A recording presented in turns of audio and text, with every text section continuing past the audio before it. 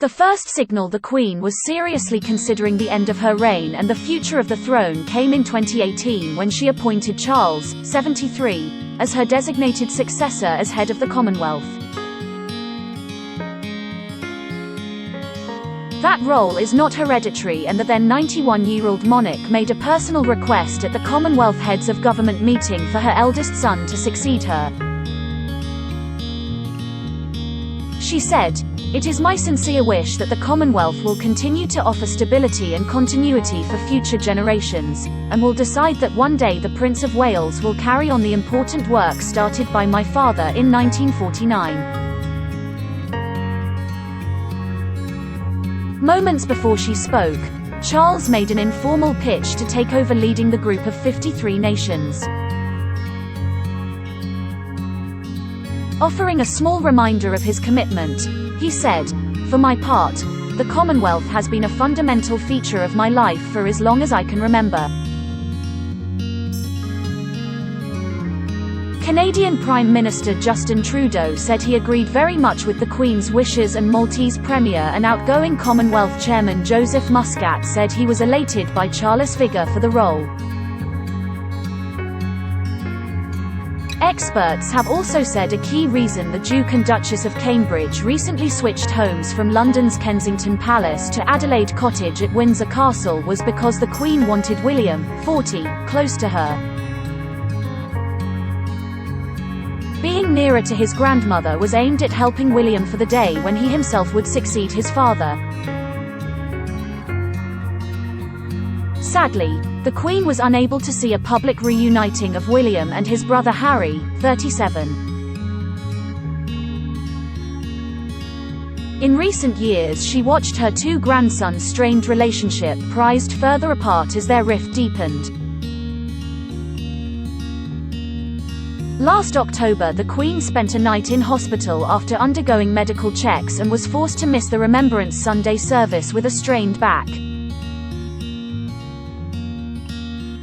In March this year, she made it clear she was content to be with her favourite son, Prince Andrew, despite the cloud over his recent sex shame scandal.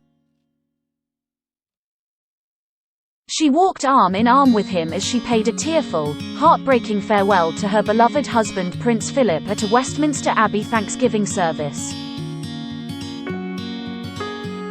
Many saw the fact she chose to have the Duke of York aid her as a sign she wished him to remain a part of royal life after she had gone. Earlier this year, Andrew, 62, agreed to pay £12 million to Virginia Giuffre, who claimed she was forced to have sex with him in 2001, when she was 17. Andrew has vehemently denied any wrongdoing, and the out-of-court settlement was not an admission of guilt.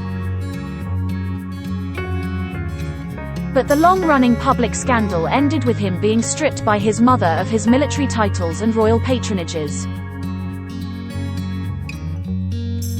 The Duke effectively became a pariah following his catastrophic 2019 BBC Newsnight interview with Emily Maitlis about his relationship with paedophile financier Jeffrey Epstein and the alleged relationship with Ms. Giuffre. But for many experts, the main signal the Queen saw the moment was right to hand over active royal duties came in April this year. She declared her intention to miss that month's annual Royal Maundy service at St. George Chapel, Windsor. The traditional coin-giving ceremony was a treasured role and a key event in the royal calendar. With her sense of duty, it was a decision she would not have taken lightly. Instead, for the first time, Charles, accompanied by his wife, the Duchess of Cornwall, represented his mother at the historic event, which dates back to 600 AD. It was only the fifth Maundy service missed by the Queen. A month later, the Queen handed over the vital constitutional role of the state opening of Parliament to Charles as her health weakened. Buckingham Palace said at the time she had pulled out of the annual Queen's speech due to episodic mobility problems. Charles instead read out the speech on her behalf, accompanied by Prince William.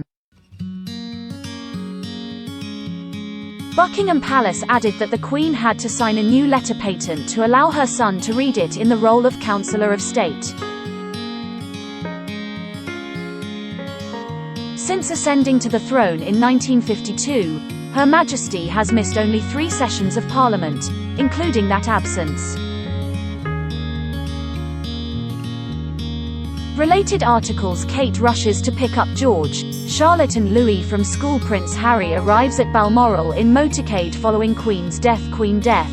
Reporters, emotionally blindsided by news. Andrew looks set to take on Queen's beloved dogs after monarch's death. Royal family live. King Charles arrives in London with Camilla.